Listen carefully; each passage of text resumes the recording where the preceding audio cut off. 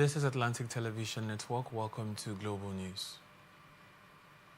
First, the highlights. Police strengthen ties with the Army Garrison Division in Rivers. Protest rocks CAC over deregistration of Youth Council. Council of State appoints new INEC chairman. NLNG advises Africans to control energy future. Trump deserves Nobel Peace Prize. Says Israeli President. Basi optimistic Super Eagles will deliver ticket. Why I rejected acting career, Director Pink.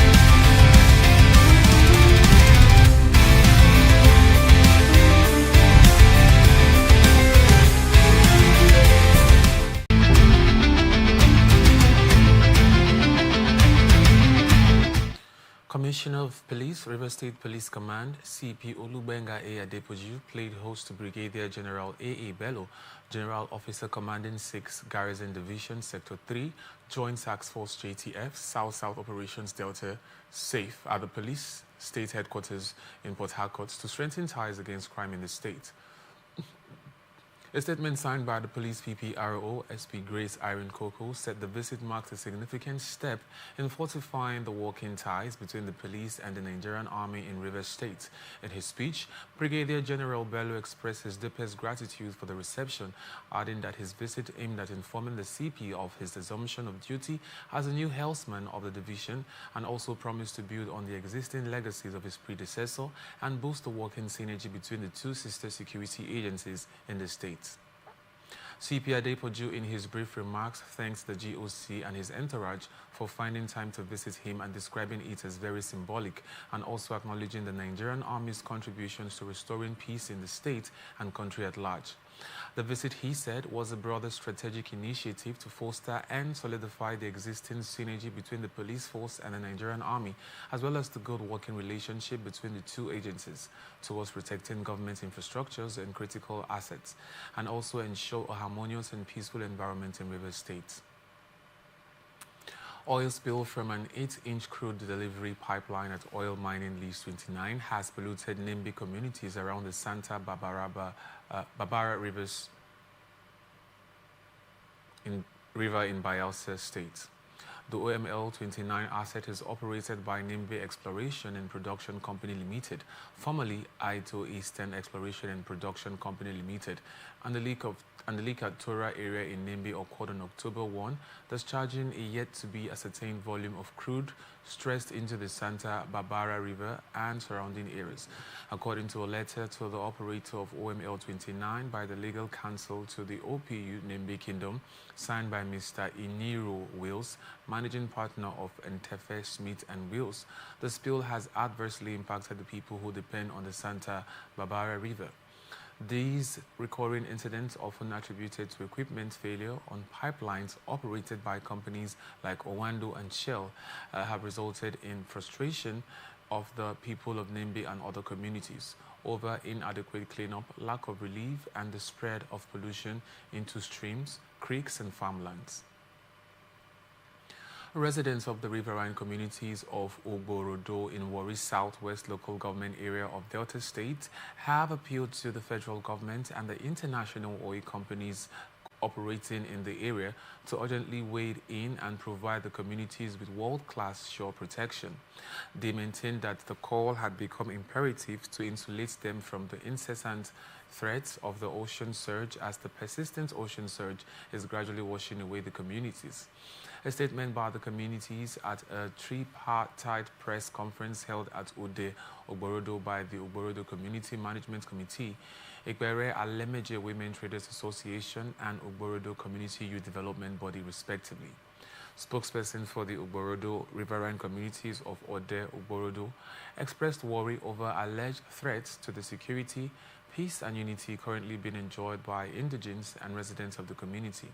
The persistent ocean surge gradually washing away their communities and the urgent need for a world-class shore protection, while appealing to the international oil companies to be more proactive to the physical development of the communities.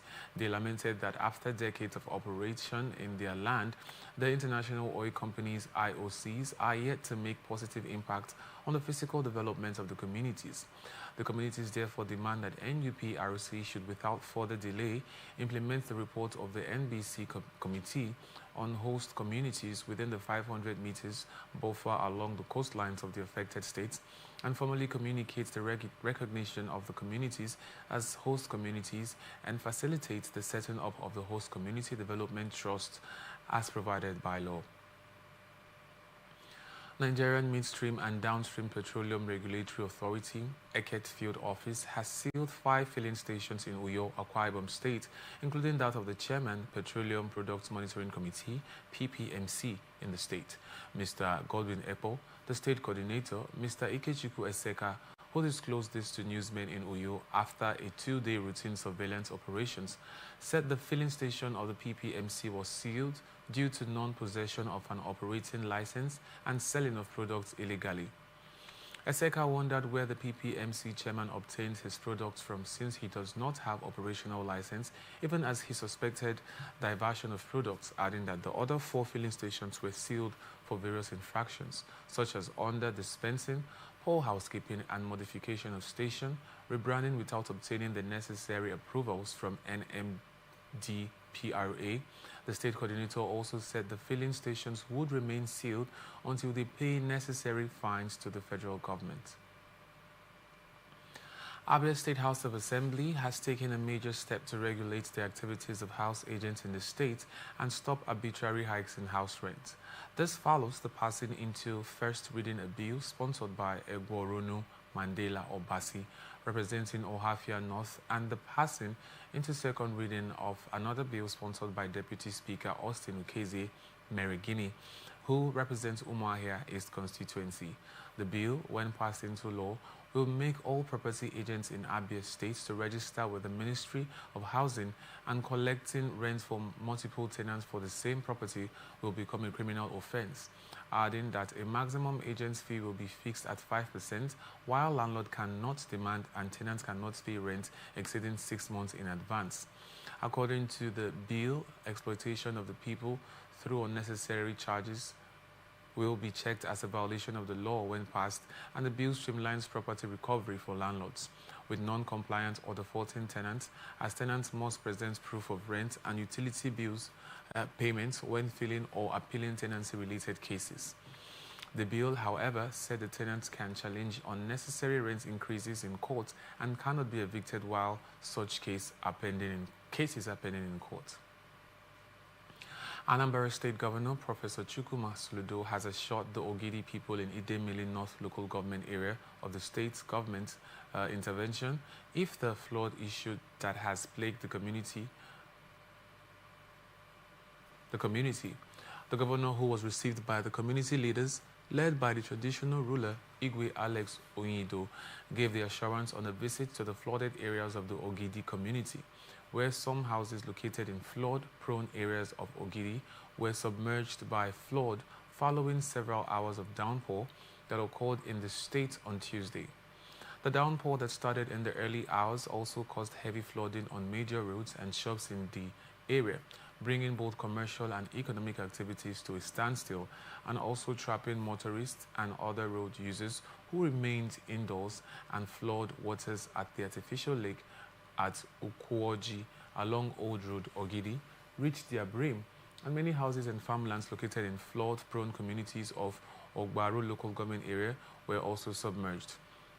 Soludo, while addressing the people, attributed the severe flooding to the improper termination of the drainage system, stating that previous administrations had left much to be desired, adding that the government is making progress in nearby areas, including the work in Owele Aja. Obosi is currently 70 to 80% complete. He, however, acknowledged the shortcomings of the contractor who was previously responsible for the drainage work and urged him to properly address the flooding issue, adding that approximately 8 kilometers of drainage needs to be constructed to address the broader problem of gully erosions across Anambra State that would require time and resources to tackle effectively. Nigerian Railway Corporation has decried the vandalism of critical signaling equipment along the Lagos-Ibadan standard gauge corridor, particularly between Agege and Agbado stations. A statement signed by the Chief Public Relations Officer of the NRC, Callistus Oyemadu. The corporation decried the persistent attacks on its infrastructure, adding that a few weeks ago, the Nigeria Safety Investigation Bureau, in its reports on the recent Abuja-Kaduna train accident, also raised the alarm over the deteriorating state of NRC infrastructure along that corridor, stressing that over the years, the corporation has repeatedly complained about various forms of vandalism, ranging from damage to rail tracks and signaling equipment to the theft of other railway components by scavengers. In its latest statement, the Nigerian Railway Corporation said unidentified individuals had tampered with essential signaling infrastructure, and the damage included the removal of signal machine cap protectors and the severing of connection cables on switch point machine, adding that the incident was discovered during a routine inspection. The NRC spokesperson described the act as a deliberate sabotage of national infrastructure, warning that such actions could compromise passenger and staff safety. And despite the damage, the corporation confirmed that train operations on the Lagos-Ibadan route remain unaffected, and the security agencies have been alerted to investigate and bring the perpetrators to justice. The corporation strongly condemns the act of sabotage against national infrastructure, stressing that such actions not only disrupt smooth train operations, but also pose serious safety risks to both passengers and railway staff, while the Nigerian Railway Corporation assures the general public that train movement on the Lagos-Ibadan corridor has not been obstructed and operations have continued without interruption. Reaffirming its commitment to safe and reliable rail services, the NRC urged residents and communities along railway lines to remain vigilant and to report any suspicious activity near railway facilities. Lagos State Government has issued a 2-week ultimatum to property developers and owners at the Trade Fair Complex, Ojo, to obtain proper building approvals and regularize their operations in line with existing physical planning regulations. The Commissioner for Physical Planning and Urban Development, Dr. Oluyinka Olumide, said this in a statement on Thursday in Lagos that the state government had recently demolished illegal structures in different parts of the state, including around the Trade Fair complex, adding that the demolition exercise around the Trade Fair area had been perceived as targeting a particular ethnic group by some aggrieved residents. Olumide, however, said the government's enforcement was backed by the Supreme Court's judgment of 2003, which empowers states to control physical development within their territories, except in areas under exclusive federal use, adding that the state government's stance was in line with its mandate to ensure a safe, orderly and sustainable physical environment as provided by Nigerian Urban and Regional Planning Act of 1992 and the Lagos State Urban and Regional Planning and Development Law of 2019. The Commissioner therefore gave all developers, all occupants within the Trade Fair complex a 2-week deadline to regularize their building approvals with the ministry, adding that the exercise at the Trade Fair complex is not about land ownership or title, but about ensuring that all buildings have valid planning permits. He cautioned some political actors, especially those from the southeast, against misrepresenting facts and using ethnic sentiments to discredit the government enforcement efforts, adding that the ongoing action was not targeted at any group but part of a wider exercise to maintain order and public safety across Lagos. Federal Capital Territory FCT Police Command has arrested 12 suspected armed robbers linked to the killing of an Arise TV staff member, Ms. Somtochukwu Christella Madwagu, and a security guard, Mr. Barnabas Danlami, during a robbery attack at Unique Apartments, Gishiri Village, Kantampe District, Abuja. The arrest followed President Bola Tinubu's directive to security agencies to apprehend those behind the killings, and the suspects were arrested by operatives of the Scorpion Squad,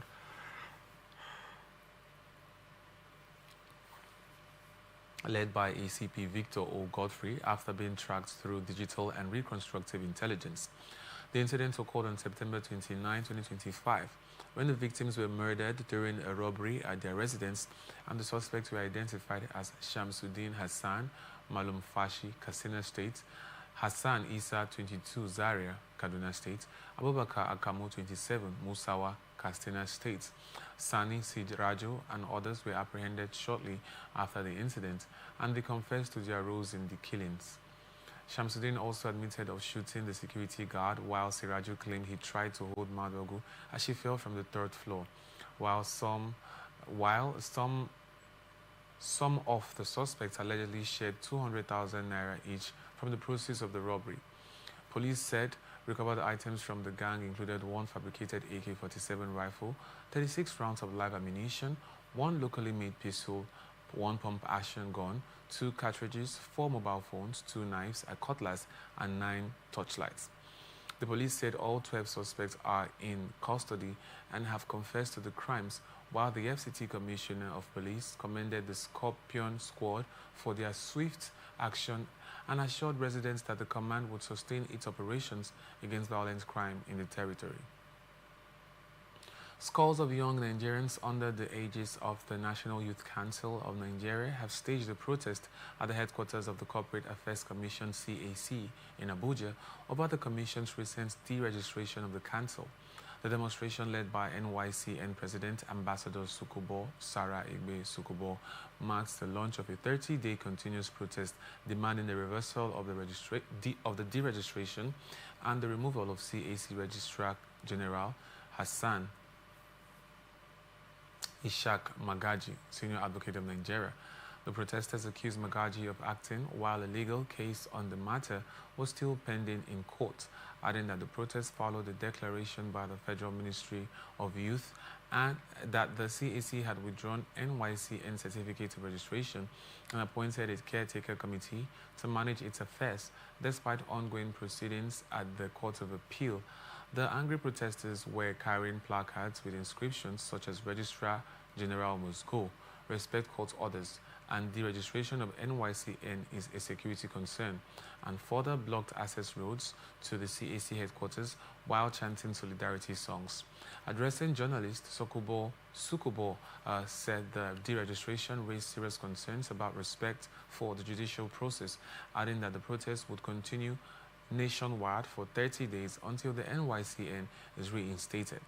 While the National Secretary, Comrade Gara Nonga, described the deregistration as troubling and called for an immediate resolution. Responding to the protest, Acting Registrar General and Director of Customer Service at CAC, Julius Hanga, said that the deregistration was temporary and aimed at allowing time for all pending issues to be resolved, adding that the Commission is working to address the matter and that the NYCN would be reinstated on the CAC portal once all legal and administrative concerns had been fully settled. We'll go on a short break now, and when we return, we will continue with the rest of the stories. Please stay with us. These are exciting times for broadcasting in Africa. The National Broadcasting Commission is set to host the 14th Biennial Conference and Exhibition of African Broadcasters, Africast 2025 in Lagos, Nigeria. Participants will experience a week of world-class expositions showcasing the very best in creativity, innovation, and cutting-edge broadcasting technological advancement and trends in the global broadcast media ecosystem. Theme: Navigating the Digital Surge, Building a Resilient Africa Media Ecosystem for the Future. Date: Monday, October 20th to Friday, October 24th, 2025. Venue: Balmoral Convention Center, Sheraton, Ikeja, Lagos, Nigeria. Time: 9 a.m. to 5 p.m. daily. Visit www.africastexpo.com or email info@nbc.gov.ng. NBC, your right to quality broadcasting. Announcer, Management.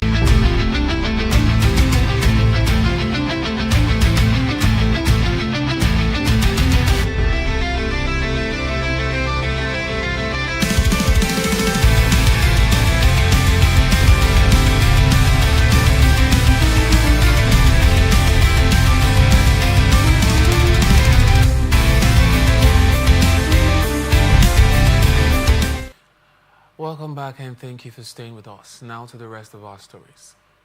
FCT Minister Nyesom Wike has flagged off the construction of Collector Road CN2 from Arterial number 16 to number 20, including Road ILS 5 within Kantampe District. Speaking during the official flag-off ceremony in Abuja on 9th October 2025, FCT Minister Barrister Nyesom Wike reassured FCT residents of his commitment to developing FCT to fit the golden year of Abuja at 50. That one project that will have a lot of sabotage, one project that will have fight, is to not jump Abuja. 2 days ago, or 2-3 days ago, when Mr. President was coming back, he came back from Lagos, and then from the airport, that was not like I left. I called the ESFC here. I said, who is the contractor? I want CGC and CCECC that is involved in the airport road and the flyover. He said CCECC directly involved. I said, look, I told him, I already forewarned you that there will be a fight. We were able to relax. But once you are alive, there will be fight. It's only the dead that will fight. The living will always fight. People will come and fight you, you will also fight back. So I thank God CCC came to me and showed me what they're doing. So CCC I also want to plead with you. Don't relent. There is so much sabotage, moving of the both vandalization. You know that all those things go to distract us, not to weaken us.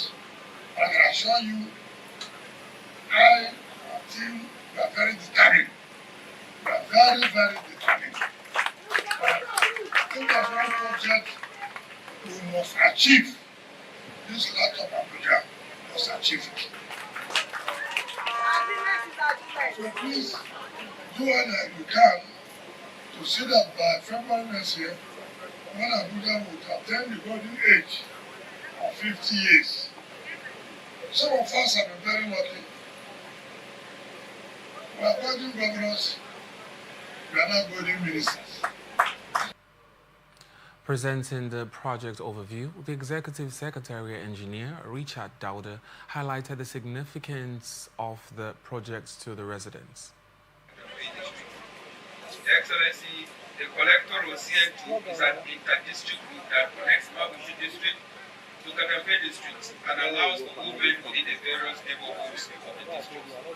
This Collector Road starts from Material N11 as Amado Bello Way, just near the junction of next Kashankari, and it continues as a crescent and it connects back to N11 just by the Mabushi terminal. That segment of the road is ongoing. It now continues into Katampe district up to N16 junction just by the Ijiri village, which got to commission in June 2025.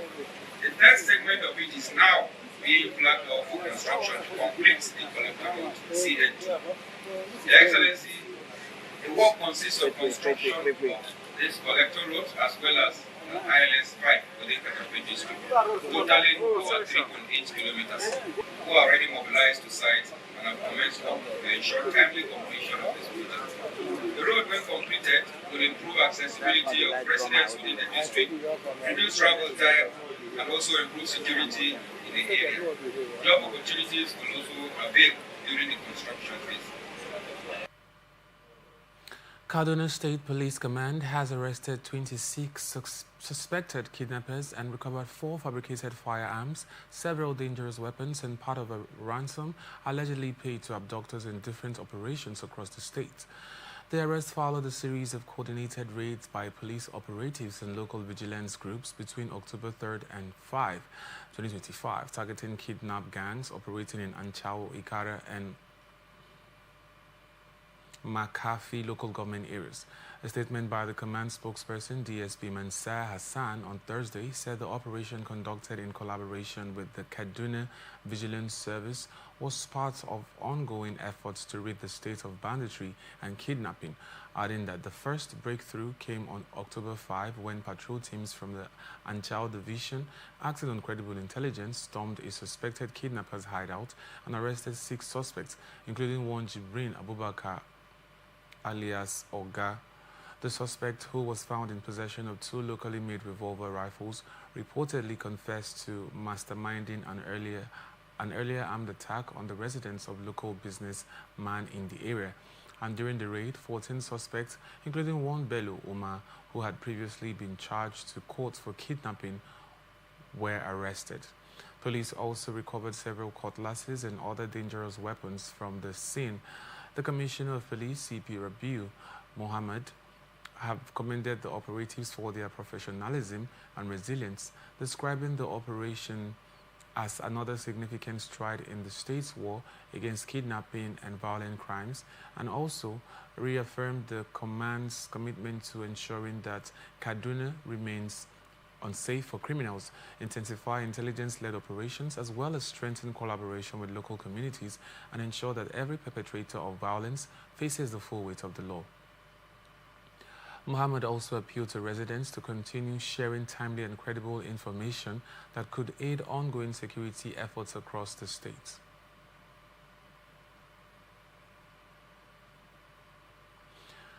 Council of State has approved the exercise of the presidential prerogative of mercy for 175 persons across various categories. The decision followed the presentation by the Attorney General of the Federation and Minister of Justice, Lateef Fagbemi, Senior Advocate of Nigeria, who conveyed President Bola Tinubu's recommendations based on the report of the Advisory Committee on the prerogative of mercy at Thursday's Council of State meeting held at the State House, Abuja.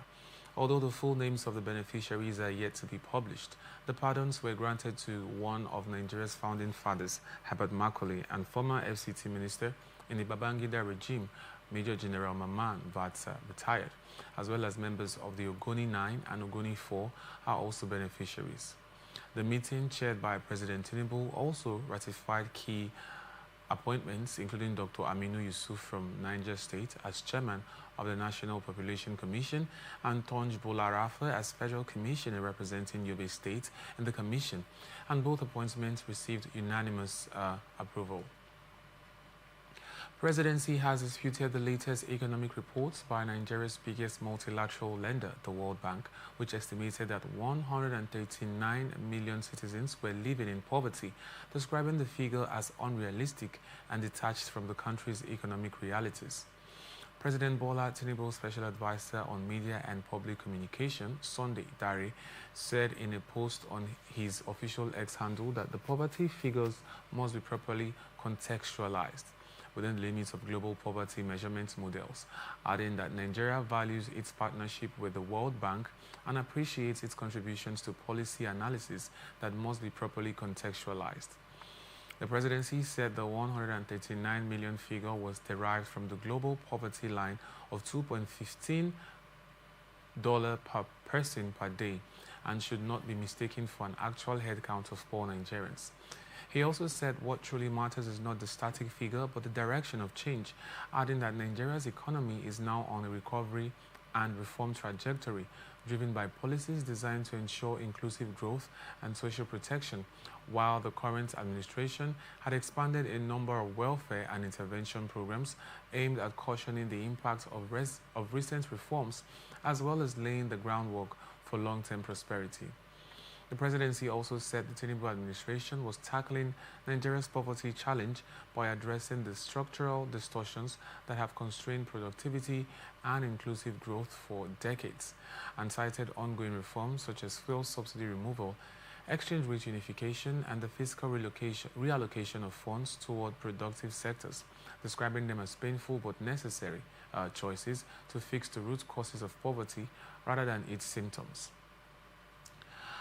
The National Council of State has unanimously approved the appointment of Professor Joash Ojo Amopitan, Senior Advocate of Nigeria, as the new chairman of the Independent National Electoral Commission. A statement posted on X by the President's aide, Bayo Onanuga, on Thursday said President Bola Tinubu presented Amopitan's name to the council during its meeting at the Presidential Villa, Abuja, on Thursday. President Bola Tinubu said his choice of Professor Joash Amopitan as the new chairman of the Independent National Electoral Commission was based on his apolitical stance, integrity, and impeccable record of service, and the appointment follows the exit of Professor Mahmoud Yakubu, who completed his 10-year tenure in October 2025.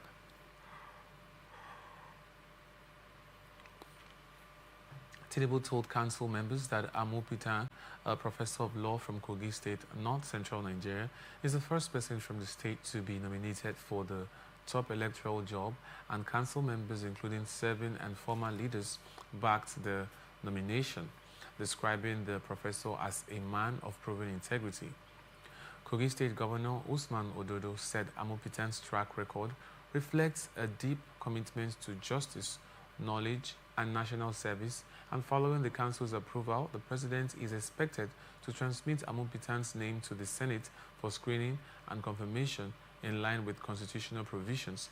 A professor of law at the University of Jos, Plateau State, he is currently the institution's Deputy Vice Chancellor Administration and also serves as the Pro-Chancellor and Chairman of the Governing Council of Joseph Ayo Babalola University in Osun State, and obtained his bachelor's, master's, and doctorate degrees in law from the University of Jos, after earlier studies at the Kwara State Polytechnic, Ilori, and was called to the Nigerian bar in 1988.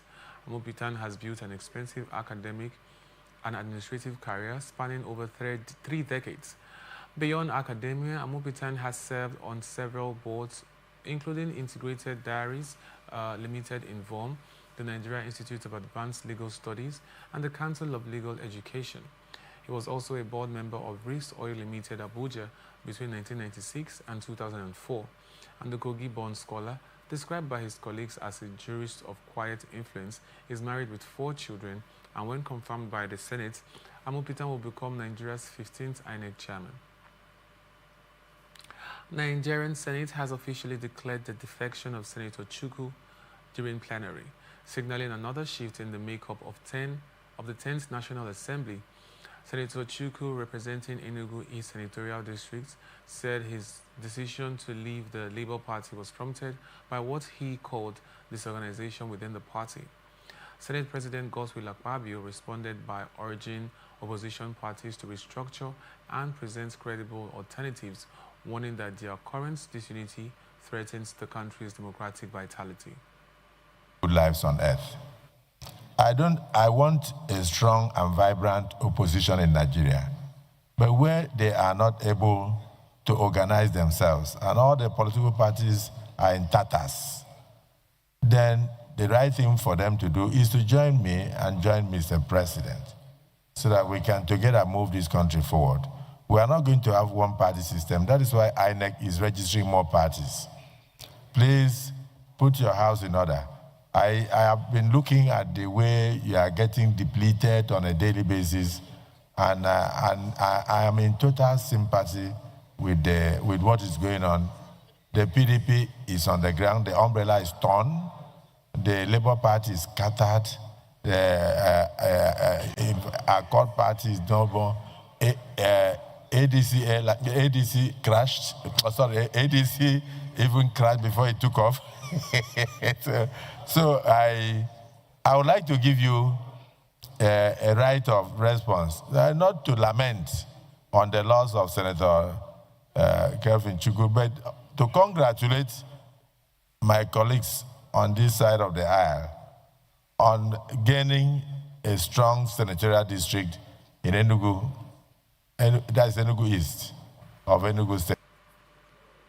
However, the Senate Minority Leader Abba Moro dismissed the defection, labeling Senator Chukwu as a paperweight politician who won his seat on sympathy votes, and also insisted that the move would have no significant impact on the 2027 general elections.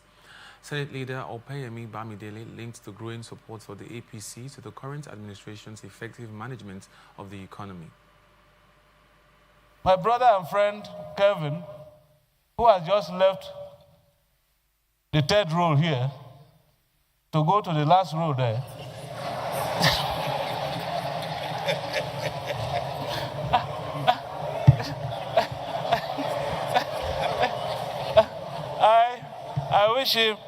I wish him good luck.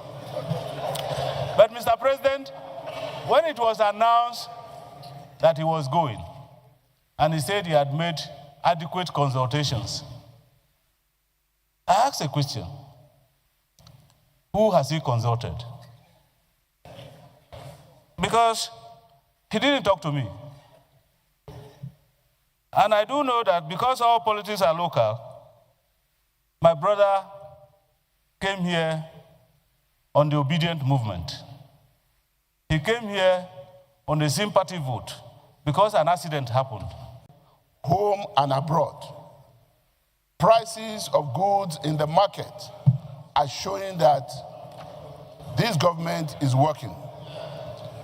Our foreign reserve earnings, everything in that regard is showing that this government is working. Nigerians are beginning to see the positive response. Our GDP, Mr. President, is improving.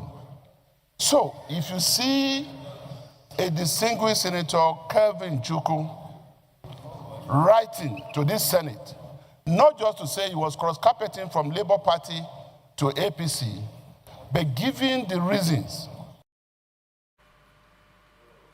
The Senate's party composition now stands at 73 members for the APC, 28 for the People's Democratic Party, and 4 for the Labour Party, while the All Progressives Grand Alliance holds 2 seats, and the Social Democratic Party and the New Nigeria People's Party have 1 senator each.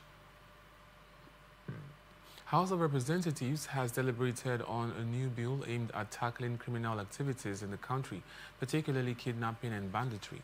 This followed the public hearing on the Private Intelligence and Investigation Council Bill 2024, proposed legislation targeted at reforming private security initiatives across the country. This is coming after there have been calls for the decentralization of the Nigerian police force to allow for community policing in the past few years, and state police is currently an item of possible constitutional amendment. While security experts believe private security firms should be strengthened with a legislative framework to enable them to act within the ambit of the law. Speaking at the event in Abuja, the chairman of the House Committee on National Security and Intelligence, Ahmad Satomi, called on security stakeholders and indeed all Nigerians to join hands in efforts to secure Nigerians and their properties, and described the security situation in the country as challenging, adding that both the police and military needed the support of the private security initiatives to deliver on their constitutional mandate. Satomi listed the numerous security challenges being faced in the country, including kidnapping, insurgency, and terrorism, adding that with the adoption of technology, the challenges could be reduced to the barest minimum, adding that between May 2023 and April 2024, over 51.89 million crime incidents were reported across Nigerian households.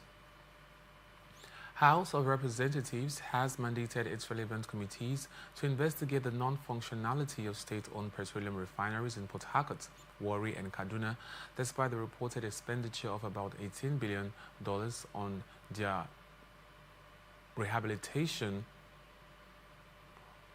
over the past 2 decades. The resolution followed the consideration and adoption of a motion of notice moved by Lagos lawmaker Oluwaseun Oyengan during a plenary session presided over by the Deputy Speaker, Benjamin Kalu, adding that the federal government owns 4 petroleum refineries, 2 in Port Harcourt and 1 each in Warri and Kaduna, managed by the Nigerian National Petroleum Company Limited. The refineries have suffered perennial decline due to poor administration and vandalism, a situation that has left the country dependent on imported refined products. Recently, billionaire businessman Aliko Dangote argued that the chances of the refineries returning to optimal operation were slim, even as the group chief executive officer of NNPCL, Bayo Ojulari, said selling of the national assets would not be ruled out. And while moving the motion, Oyengan, who represents the Badagry Federal Constituency of Lagos State, said the House is worried about the persistent non-functionality of Nigeria's state-owned refineries in Port Harcourt, Warri, and Kaduna, and expressed great regret that despite over 2 decades of rehabilitation efforts and an estimated $18 billion have been spent on turnaround maintenance with no tangible results to show.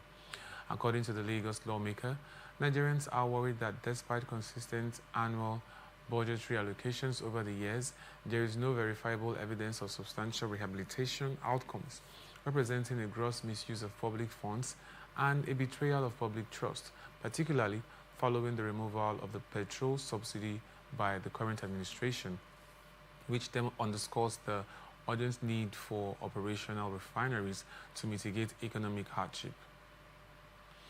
Speaker of the House of Representatives, Honorable Tajuddin Abbas, has called for decisive legislative action toward establishing a multi-level policing system in Nigeria. Honorable Abbas, who described it as a necessary step to address the country's security challenges, was speaking at the public hearing on the Bill for Private Intelligence and Investigation Council, organized by the House Committee on National Security and Intelligence, adding that the security reforms have become a national priority and must now move from theory to decisive action. The Speaker, who was represented by Honorable Mukhtar Shagaya, said creating state police through constitutional amendment remains a viable option, deserving serious national consideration, and also stressed on the need to strengthen community policing as provided in the Police Act 2020 to make it more effective and responsive to local realities. Abbas assured the commitment of the House to reforms that will enhance public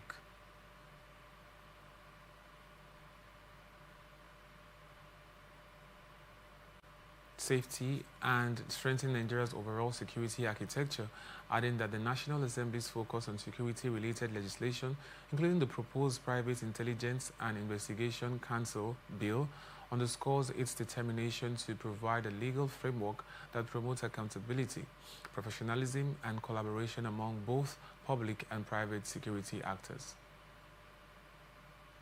The rationale for today's public hearing is clear and timely.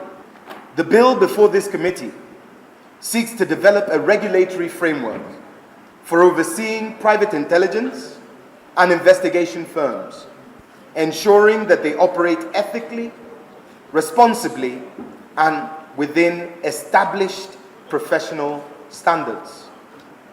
It aims to implement uniform practices that will raise service quality and promote best industry standards. The bill also provides for continuous training and capacity development to enable professionals in this sector to respond effectively to emerging security challenges. Furthermore, It encourages stronger cooperation between private and public security institutions, ensuring that both sectors complement each other in advancing the overall safety and stability of our nation. Our country faces complex security challenges, from insurgency to cybercrime. Strengthening our security architecture requires innovative approaches, include effective regulation of private security services.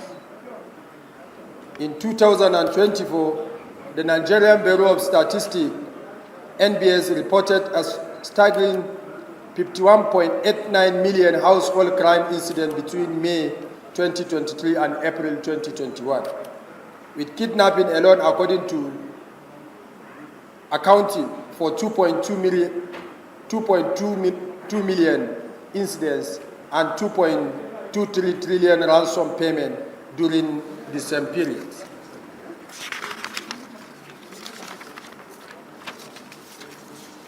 Various other reports from key security agencies also indicate troubling threats of criminality in Nigeria. Through the effort of security agencies in tackling these criminalities are highly commendable, but it is also clearly evident that all hands need to be on deck for Nigeria to sustainably curtail and win the war. Security, it is said, it's everyone's business. The bill is therefore aligned with the National Assembly's effort to address security concern and promote legislative measures that improves national security.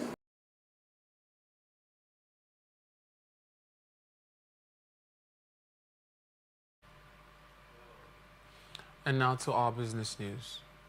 Nigeria LNG has called on African nations to move beyond being mere suppliers of raw materials and take their rightful place as key players in the global liquefied natural gas market. Speaking during the keynote address titled "The Role of African LNG in a Dynamic Export Market" at the just concluded Africa Energy Week in South Africa, NLNG's Deputy Managing Director, Mr. Olakunle Oshobu, said Africa must position itself as a central force in global energy conservation and security, affordability and sustainability of global supply. Oshobu said in a statement by NLNG General Manager, External Relations and Sustainable Development, Sophia Hosfall, that with more than 850 trillion cubic feet of natural gas reserves, about 6% of the world's total, Africa has both the capacity and ambition to double its share of the global LNG market within the next decade. Highlighting Nigeria's pioneering role in LNG development, Oshobu said the NLNG's Train 7 expansion project would increase the company's production capacity from 22 million tons per annum to 30 MTPA, adding that the investment in expansion shows that Nigeria is driving LNG growth not only for export but also for domestic industries and energy access, and must also prove that Africa can deliver LNG that is secure, competitive and sustainable. Oshobu stressed that the need for Africa's LNG developments to balance coal supply reliability with domestic industrial growth and sustainability in line with global decarbonization goals.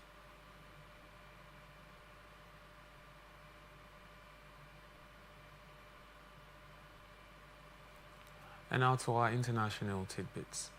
Israel's President Isaac Herzog has commended U.S. President Donald Trump's role in brokering an agreement between Israel and the Palestinian militant group Hamas to end the war in Gaza. Herzog said Trump deserves a Nobel Peace Prize for his efforts. This is coming after Trump earlier said indirect negotiations in Egypt had produced a breakthrough, and under the first phase of the U.S. peace plan, all hostages held in Gaza are to be released, and Israeli forces will withdraw to an agreed line. Speaking recently at the UN General Assembly in New York, Trump said he had already ended several wars since taking office earlier this year and should be recognized with the Nobel Peace Prize. The Nobel Committee is set to declare this year's laureate on Friday.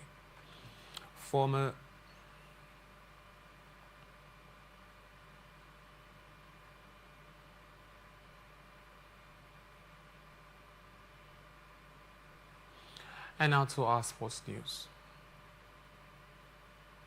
Fulham defender Calvin Bassey says the Super Eagles must keep believing they can secure a place at the 2026 FIFA World Cup despite their precarious position in Group C. The Super Eagles sit in third position in the group with 11 points, while the joint leaders Benin Republic and South Africa are on 14 points each. Eric Shell's side will be up against Lesotho in a match day 9 encounter in Polokwane on Friday, and will then host Benin at home next week Tuesday. Victory in both games might still not be enough, as they will need Benin and South Africa to draw points for them to qualify for the World Cup. Bassey declared they have enough experience to handle the pressure. And now to our entertainment news. Nigerian music video director Praise Oye Gwalam, popularly known as Director Pink, has revealed why she rejected acting career. The award-winning cinematographer said the humiliation and sexual exploitation of aspiring actors made her quit that career path. Director Pink said being a music video director is also challenging, but she's willing to make sacrifices for the career and urged upcoming music video directors to be patient and embrace delayed gratification, stressing that it took those at the peak years to achieve their current status. And that's the global news for tonight. Before we go, another look at the major stories. Police strengthen ties with Army Garrison Division in Rivers. Protest rocks CAC over deregistration of Youth Council. Council of State appoints new INEC chairman. NLNG advises Africans to control energy future. Trump deserves Nobel Peace Prize, says Israeli president. Bassey optimistic Super Eagles will deliver ticket. Why I rejected acting career, says Director Pink. I am Francis Neka. Thank you for watching. You can follow us on our social media platforms on Twitter, now X at Atlantic TV Net, Facebook and YouTube at Atlantic Television Network, on Instagram at Atlantic TV Network. Peace and unity are the pathways to progress. Do have an amazing night rest. Thank you for watching.